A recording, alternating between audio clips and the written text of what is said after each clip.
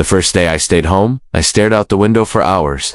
Every time I moved the curtain, I saw her. Karen. She'd walk by slowly, pretending to be on her phone, glancing at my house with that satisfied smirk like she'd finally tamed the wild animal on her block. At first I thought it was all a bluff. Surely, she couldn't actually stop me from leaving my house. But then I saw it. A private security car marked with Neighborhood Safety Patrol, parked 2 houses down. That wasn't part of the HOA. That wasn't even legal. I watched as the driver, an older guy in sunglasses and a fake badge, spoke to Karen like she was his boss. She handed him a clipboard. He nodded, and then he looked straight at my house. I didn't feel scared. I felt trapped. Karen hadn't just invented new HOA rules. She'd hired someone to make them feel real. The orange cones, the bogus house arrest sign, the security turret was all psychological warfare, designed to make me believe I had no rights, that she could control my movements. I called the local police just to ask where the line was. The officer said unless the cones were blocking public property or a real threat was made, it was considered civil and not criminal. In other words, I was on my own. I didn't know whether to laugh or throw something through the wall. That night, I went online and started researching Karen. She had no criminal record, no lawsuits. But she did have a long, suspicious digital trail of community forums where people talked about her. Complaints from past neighborhoods, stories about her manipulating HOA bylaws. One person even claimed she got an elderly man evicted for painting his shutters sky blue. Everywhere she went, she left wreckage. And now it was my turn.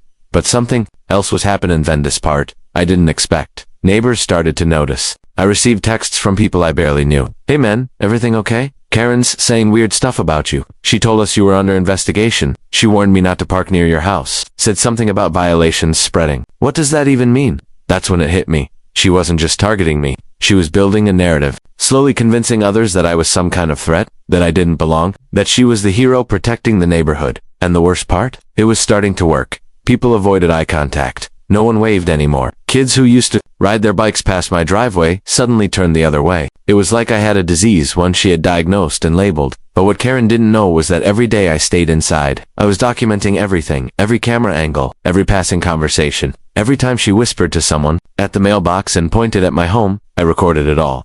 Because I wasn't just going to expose her abuse of power, was going to turn the entire neighborhood against her, oozing nothing but the truth. Still, I knew I had to be careful. If she had gone this far already, what else was she capable of? Then, one night, something truly chilling happened. Around 2 a.m., I heard footsteps on my porch. I peeked through the blinds. A figure in dark clothes leaned down by my front door. By the time I opened it, they were gone. But in place of the usual printed warning was something else. A plain envelope, no return address. Inside, a single sheet of paper, and one word written, in all caps, leave. I stared at the word on the paper for what felt like hours. Leave. Just that, no name, no signature, no threat of fines, nothing official. Just a command. Hand-delivered in the middle of the night. That's when the fear shifted. Up until now, this had all been about HOA nonsense violations, fines, Karen's delusions of authority. But this was something else. Something personal. I checked my camera footage, but the person who delivered the note had covered their face hood up. No identifying marks. They knew the blind spots. They knew how to avoid being seen. That meant it wasn't random. It meant someone close was helping her, or worse, someone else had joined the game. The next day, Karen was nowhere to be seen. Her house was closed up, blinds drawn. Normally, she'd make her morning rounds by 9 a.m., clipboard in hand, barking softly into her Bluetooth headset like she ran a Fortune 500 company instead of a cul-de-sac. But that morning, nothing. Silence. I walked out to get my mail, waiting to see if anyone would say something, acknowledge the cones, the sign, the note. But the neighbors stayed distant, watching but not speaking. Doors closed a little faster as I passed. One woman across the street pretended to talk on the phone, but her eyes never left me. I was being watched. Every move, every glance, every twitch. Karen had turned this into a psychological war, and I was the villain in her story. So I leaned in. That night, I stayed up. Lights off, curtains slightly parted. I wanted to see if the mystery visitor would return. Hours passed. Nothing. Just the usual silence of suburbia. Until 3:12 a.m. motion detected. I checked my camera. Same figure. Same black hoodie. This time they weren't leaving a note. They were standing at the edge of my driveway. Not moving. Not speaking. Just standing there, staring at the house. I froze. Part of me wanted to confront them, run out, demand answers. But the smarter part of me hit record. Every second. Every movement. They stood there for 5 minutes before walking slowly back down the street and disappearing between 2 houses. That was the breaking point. I sent the footage, along with everything else I'd collected, videos, HOA documents, audio clips, to a local reporter who specialized in community corruption. I didn't give my name. I just sent a link. Subject line, you're going to want to see this. Within 48 hours, the video was everywhere. Reddit, YouTube, Twitter, titled, Suburban HOA President Turns Neighborhood into Personal Prison. Thousands of views, hundreds of comments. People were outraged. That's when the real twist came. Former board member from a different state reached out anonymously. He claimed he used to work with Karen in another HOA years ago. And just like here, she'd faked votes, funneled money, and manipulated homeowners. But what really caught my attention was the name of the fake consulting company she used. Back then, it was the same name she used here. She'd done this before, more than once. Karen wasn't just a petty suburban tyrant. She was a serial manipulator, a con artist hiding in plain sight, using HOA positions across different towns to control, intimidate, and profit. And she'd almost gotten away with it again. But not this time, because now the entire internet was watching. Within days, the video had gone viral. My anonymous upload was shared in real estate forums, homeowner rights groups, and even made it to the front page of a popular subreddit. People were furious, not just at Karen, but at how easy it was for someone like her to manipulate an entire system. But that wasn't what surprised me. What surprised me were the messages. They came pouring in emails, DMIs, even voicemails from people across the country. All of them told similar stories. Different neighborhoods, different states, but the same tactics. Same fake violations, same security cones, same consulting company. Some people had moved out, others had taken legal action. A few had even lost their homes, and every single story traced back to one person. Karen. She had been running this con for nearly a decade, moving from state to state, rising quickly through HOA boards, and weaponizing rules to gain power, then vanish before anyone could stop her. But this time, she'd stayed too long. The news finally picked it up. A local investigative reporter knocked on my door with a camera crew. I told my story on record, showed them the documents, gave them the footage. They dug deeper and uncovered a paper trail Karen thought she had erased. Payments to dummy companies, forged board signatures, and even emails where she threatened homeowners into silence. That was all the fuel the fire needed. An emergency vote was called. The county sent legal auditors to investigate HOA finances. Karen didn't show up. Her house went dark. No lights, no car in the driveway. She was gone just like that. But the storm was only beginning, because with all the attention came pressure. State-level housing regulators launched an official inquiry. A lawsuit was filed by multiple homeowners. Someone even created a website called KarenExposed.com, documenting her HOA history across the country. And then, a week later, a sealed court notice arrived in my mailbox.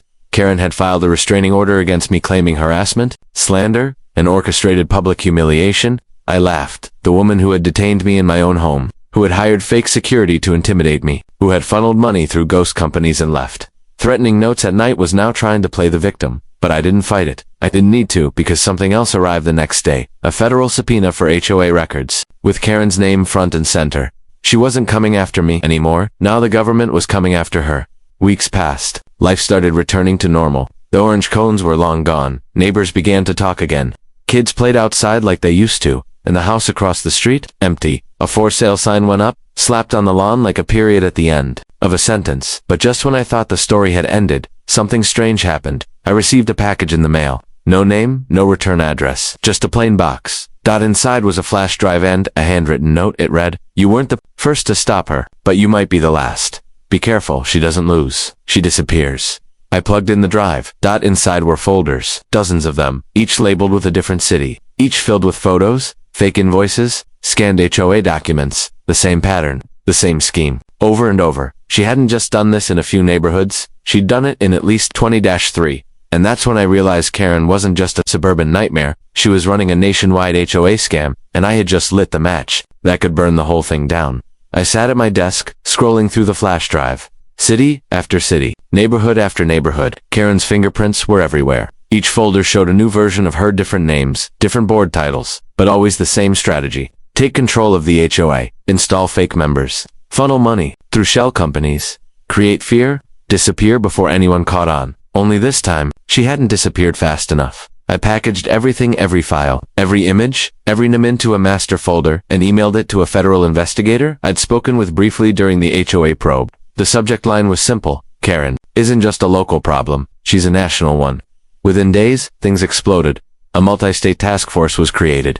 Several of Karen's previous aliases showed up in pending fraud investigations. A warrant for her arrest was finally issued, not just for HOA mismanagement, but for wire fraud, identity manipulation, and racketeering. She wasn't just facing fines, she was facing prison. But catching her wouldn't be easy, because Karen was gone. Vanished. No flights. No paper trail. Her bank accounts were emptied, and her last known sighting was a blurry camera feed at a gas station 2 towns over. It felt unfinished. Like a chapter still open. Weeks passed. The media buzzed. More victims came forward.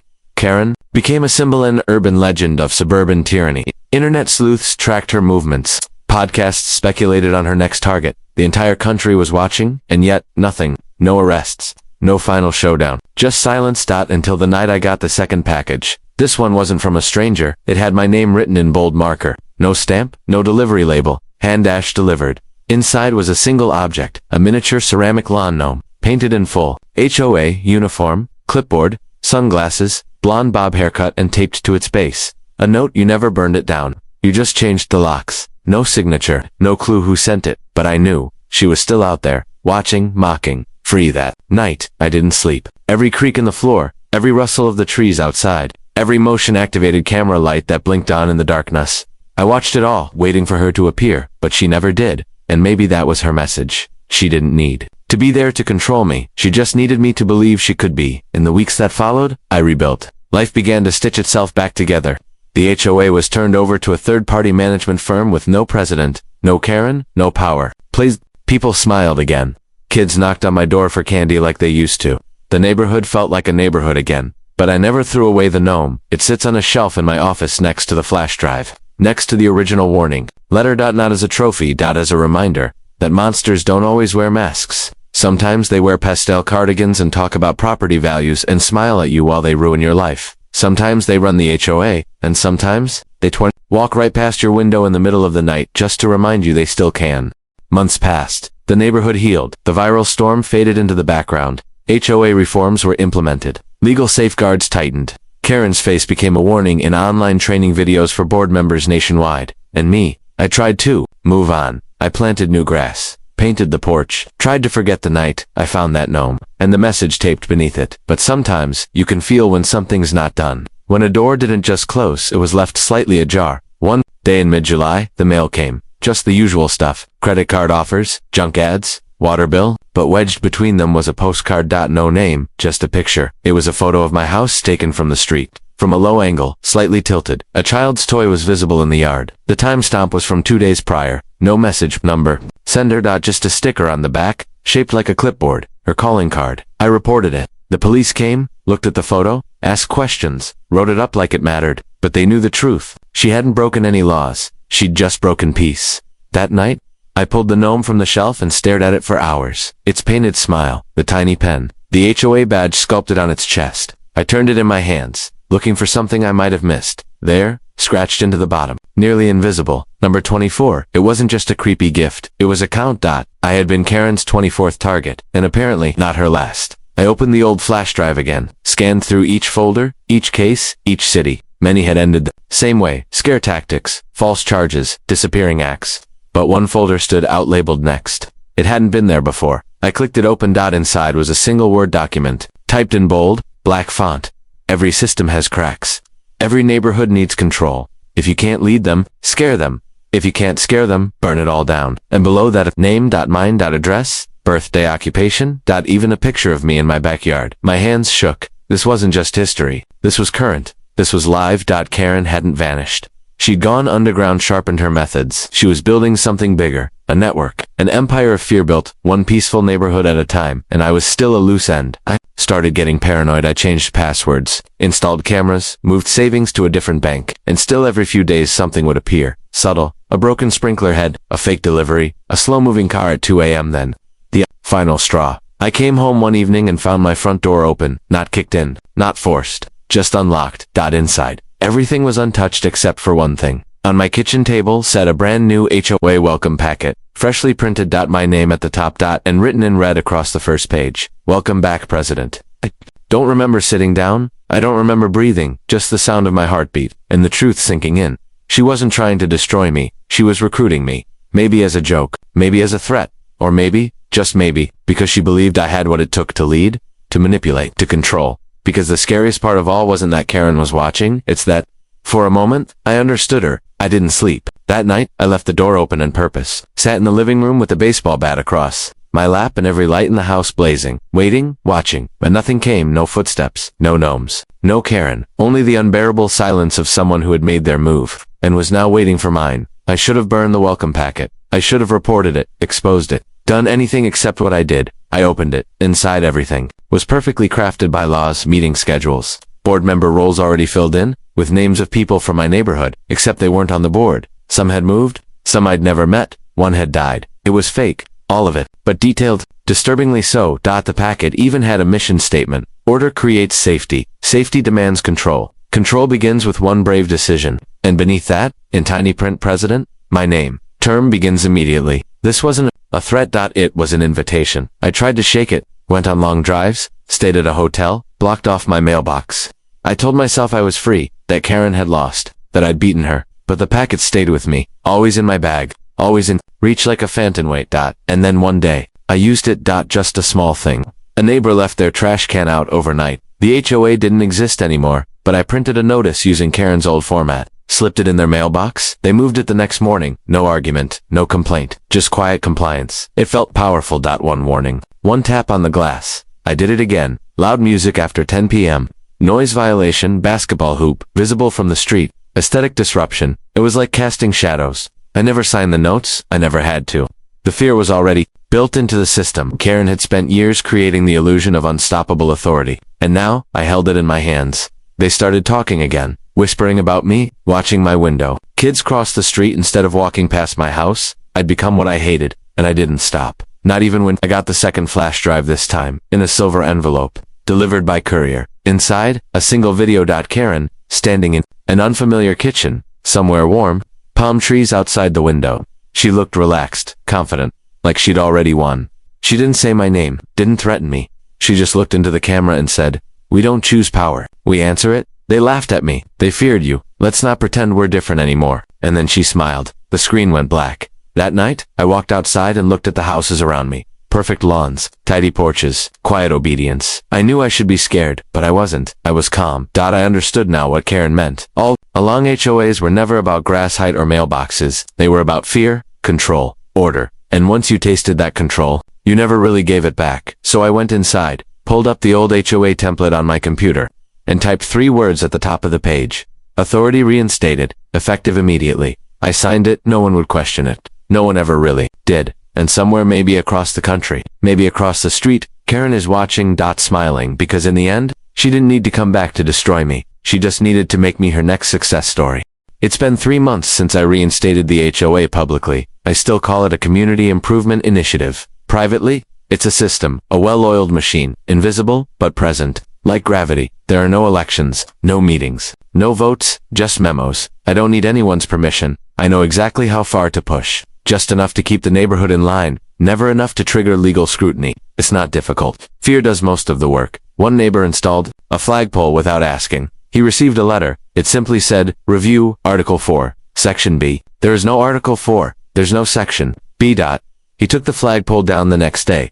Another family painted their shutters the wrong shade of blue. 3 anonymous notes later, they changed them back. The system works. The beauty of it. I never raise my voice. I never threaten. I don't need to. People fill in the blanks with their own imagination. That's what Karen understood so well. The illusion of consequence is stronger than the consequence itself. But lately, something's shifted. At first, I thought it was just guilt. That nagging voice telling me I'm turning into the very thing I once exposed. But it's not guilt. It's something else. I'm not alone. The notes started showing up again. At first, I thought they were mine, ones I'd written and forgotten about. But they weren't my handwriting. The tone was colder, more clinical, less patient. One said too lenient. Control slips through cracks. Another, "You're not running it, you're babysitting it." Then came the envelope sealed with blank paper inside. But when I tilted them under a light, faint words glowed beneath the surface. Invisible ink. Number 25 has potential. But he hesitates. That was the first time I realized Karen wasn't watching anymore. She was testing. I wasn't her endgame. I was a case study, an audition, and maybe I was failing. I tried to trace the notes, cameras, fingerprints, nothing. Whoever was sending them knew how to erase themselves.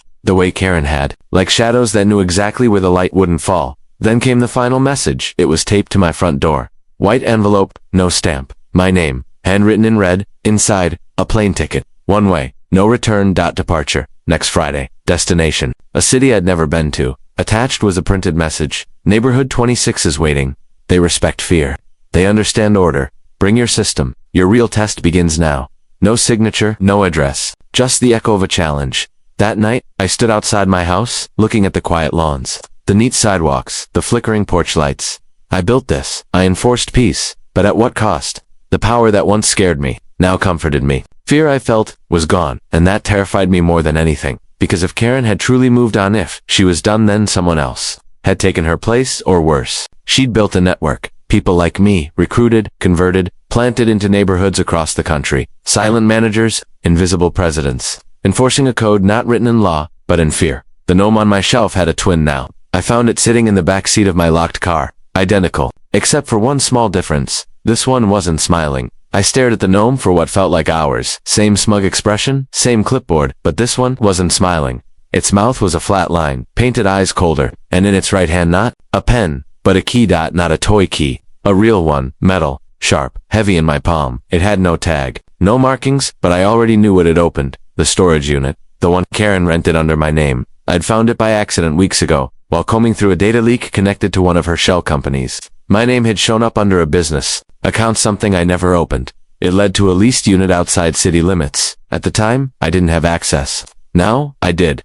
The next morning, I drove out to it. Isolated, rusted, the kind of place where secrets go to rot. The manager didn't ask questions, just pointed to the row, Unit 41. I slid the key into the lock. Click. The door creaked open, and there it was, a war room. File cabinets, maps, blueprints, surveillance footage. Every item carefully arranged, alphabetized, and tagged. Entire neighborhoods, across the country, each with a designated president, a chain of fake board members, a control structure. It wasn't just my town, there were hundreds. Some had code names, Operation Subdue, Civic Rain, Silence Loop. Others were simply marked as established. I found one labeled number 1, The Origin. Inside was a photograph, blurry, scanned, probably from an old security feed. A younger Karen, maybe mid-30s, standing at a podium in front of a gated community in Arizona. Behind her, a large banner. National HOA Leadership Summit, founding chapter. That was over 20 years ago. Karen didn't stumble into this. She built it. She was the first dot. And from the look of these files, I wasn't just number 25. I was one of many recruited to carry the work forward, willingly or not. My hands trembled as I opened the final drawer labeled Evaluations. It held manila folders, each marked with a number. Mine was inside. Subject number 25, Potential, High, Loyalty, Developing, Resistance, Moderate. Beneath it, a checklist identifies with authority structure, shows signs of moral erosion, capable of independent control, will obey if isolated, ready for promotion. The final box was still unchecked. I slammed the drawer shut and stepped back, heart racing. This was never about me. It was a recruitment engine, neighborhood by neighborhood, HOA by HOA, turn peaceful suburbs into controlled zones. Train enforcers, build fear as structure, make the system so quiet, so passive, no one notices it's happening, and if someone resists, they disappear. The door behind me creaked. I spun around. No one, but on the floor, a new envelope. I hadn't seen it when I entered. Inside, a single message. Promotion approved. Unit 61 opens at 9 p.m. Don't be late. Bring nothing. Leave everything. No signature, but I didn't need one. This wasn't just about HOA politics anymore. This was indoctrination. A silent regime. Controlled streets, watched homes. Democracy wrapped in lawn care. I had a choice. Walk away now. Burn it all, disappear, or see what's behind Unit 61. Where the real HOA starts. Because Karen wasn't the threat anymore. She was the foundation, and someone else, someone higher, was still building.